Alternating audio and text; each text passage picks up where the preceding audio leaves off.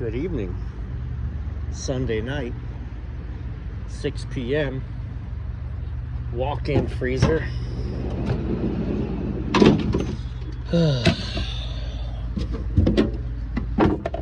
Best my mobile recon can do. They say it sounds like they hear a sizzling inside. The box of the freezer is between 40 and 50 degrees. They have no fans, but they have no fans because the coil's not cold. So the question is, do they hear sizzling? Because, and of course it's raining. Of course it is. Do they have sizzling because the defrost heaters are stuck on, or do they hear the hiss of low refrigerant? Let's find out. I didn't bother going inside first. Well, we can see we're frozen solid.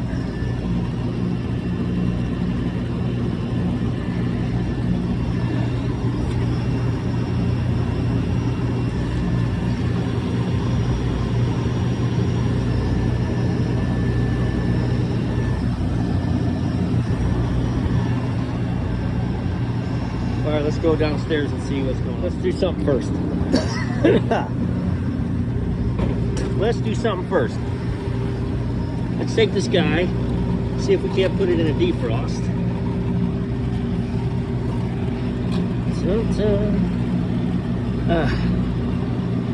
Click, click. That should be in a defrost. Okay, so the solenoid was, or the sight glass was flashing, but that's not surprising, given I'm guessing the coil's frozen up down there. Oh, interesting. Now our sight glass is not flashing because we should have pumped down. Okay, and we just did pump down. Okay, so I don't need to check that. Low pressure control works. Let's see what's going on. This defrost clock is very, very, very difficult to turn.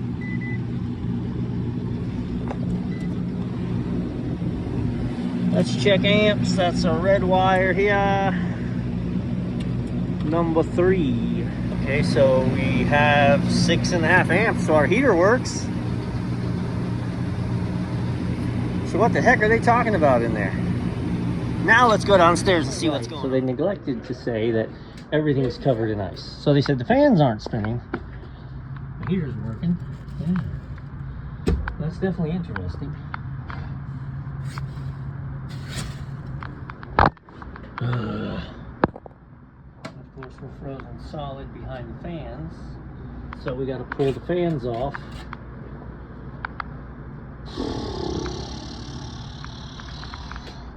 What's really going on here? Well, I know this place. I can tell you what's really going on here. I bet the fans were just on. Look at the water, look at the ice. It just pours. Look, we can see right out the freezer door. The box is broken. The floor is broken. They need to replace this whole box, and I understand that's not palatable, but all of the moisture in the room has caused that.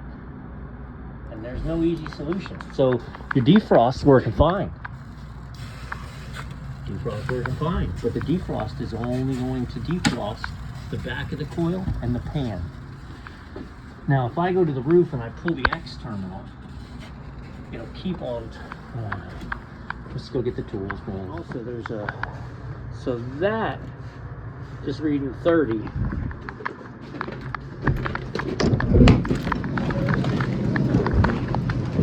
And that's reading 50.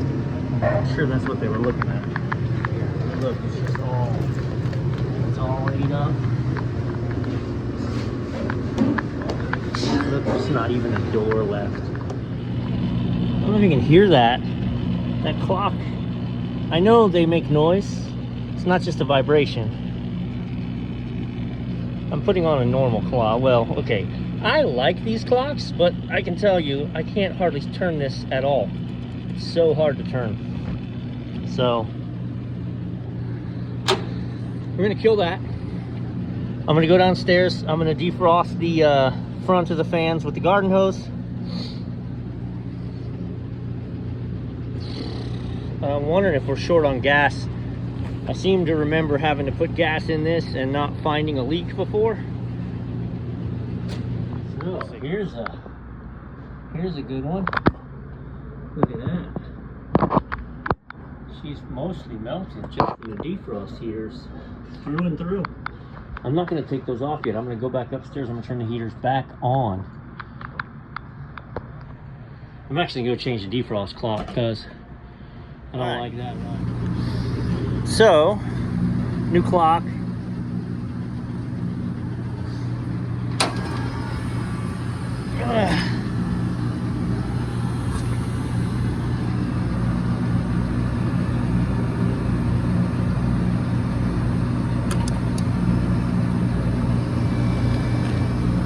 Let's see if it pumps down. 3, 2, 1, pump down. Bring it back to life. Back to life. All right. So, with our inside coil mostly clear, I don't know, what time is it? All right, it's like 6:20.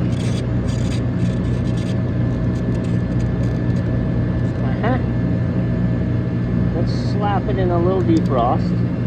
Okay, let's slap it in a defrost at midnight.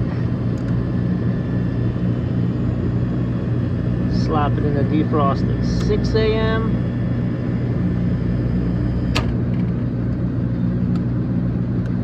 Slap it in a defrost at noon. Okay, so we're gonna let this continue to cook. I'm gonna go downstairs and monitor and make sure the ice completely thaws, because over by the TXV that was still a little frozen. We want to then watch it kick out on, never do this. Yeah, so I'm actually checking to see how frozen this is. Like, is it just a few hours, or is this like, no, this is frozen. This thing's been running for a hot minute. And so the question is why? I assumed when this was all frozen up, I would have a bad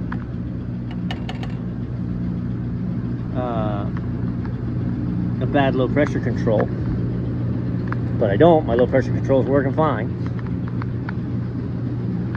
This had defrosts every 6 hours for 40 minutes, and or remember, you got a defrost termination, so it'll kick out when the temperature of the coil gets too hot. I think that this was not advancing well. It's very, very tough to turn. It shouldn't be that tough. So adios to that.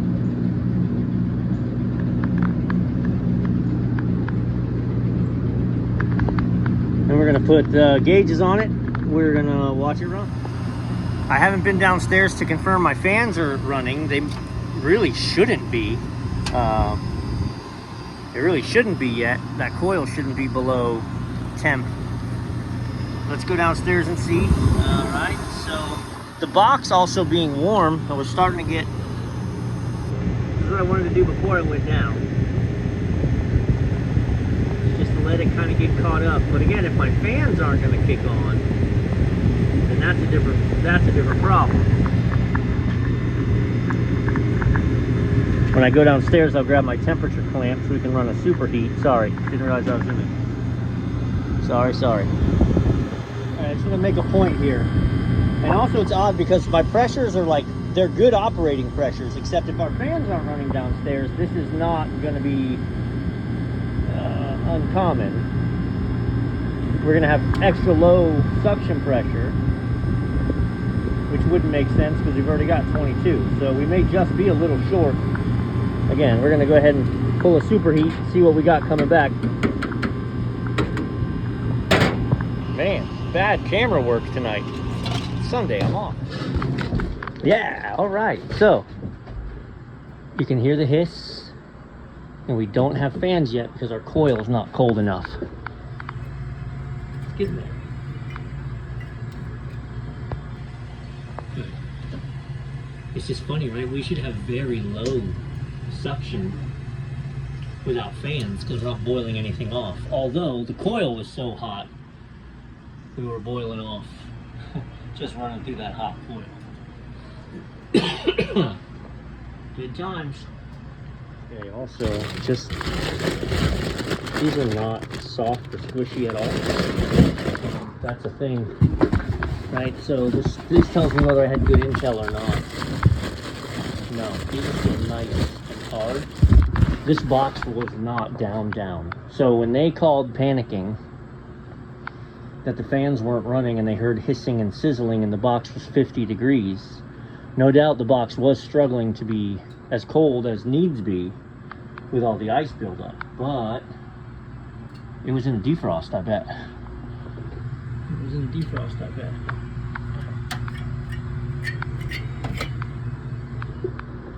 I'm gonna get my probe, we're gonna go upstairs, and just by watching the pressures, I bet we can tell when the fans kick on.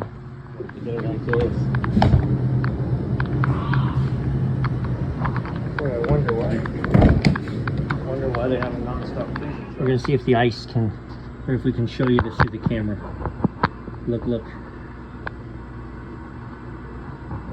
Where is it? There. That is where the fan's supposed to plug into. So either it's been rewired to not use that kind of an end, or it's come unplugged. Getting massive ice buildups in there can unplug those cords. I'm really now skeptic of what to do. I'm gonna give it a few more minutes. We're gonna let it. Again, once the coil's below freezing, my fan cycle control should kick in and start the fan, assuming they're plugged in. And that's why our line up here is so frozen up. That's why our line up here is so frozen up. This is useless, there's no sense. But we're gonna take this downstairs and we're gonna go check, do we have voltage? All right, so we gotta take it apart anyway. There's our fan cycle. Black wire runs to F1. Okay, and that actually is fed from the neutral, or from the N terminal. So I'm on 4, so my fans are getting 212. So I'm powering my fans, I got no fans. I don't see anything melted here. We're gonna go kill the breaker, pull these off.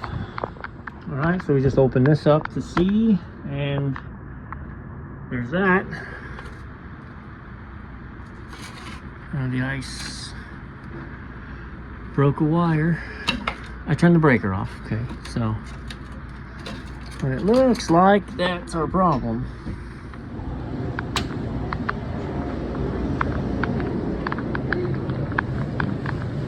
Yeah, look how it just sits here. Get away. Hey, fans.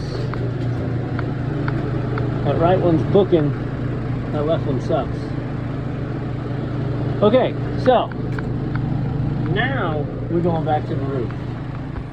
Alright, it started raining pretty good. Just a drizzle now, but it hit hard for a minute. Side glass is clear. I've got good operating pressures.